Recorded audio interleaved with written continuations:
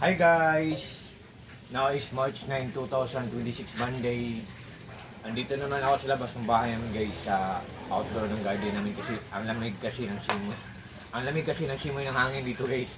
And by the way guys, sa video kong to, i-place ko na naman again ang aking Otako na cargo 6 pocket long pants guys. Oh. Ang ganda kasi nito guys. Very useful talaga siya kasi ang daming magagamit niya sa mga pockets niya. 1 packet, 2 packets, 3rd packet, 4th packets, 4th packet, 6 packet, and 5 packet, and 6 packet.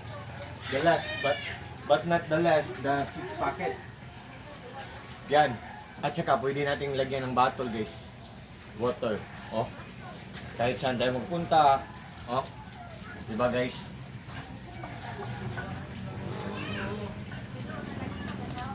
Tapos ang ganda ng tela guys kasi hindi siya mainit sa balat.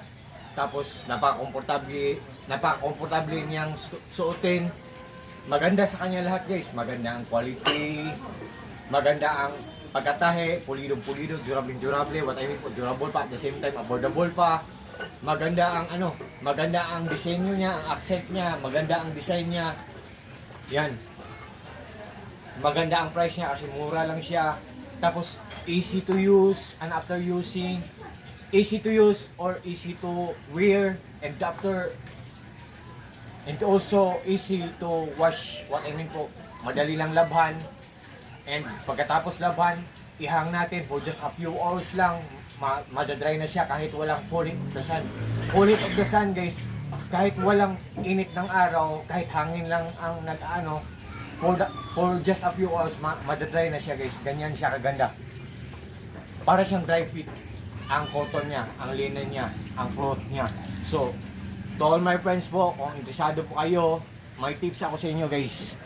Tingnan nyo ang mga comments, ang mga reactions, or mga reviews. Kung maganda, i-try nyo, mag-order kayo para sa sarili nyo, or mag-order kayo para i-gift nyo sa mga mahal nyo sa buhay nyo.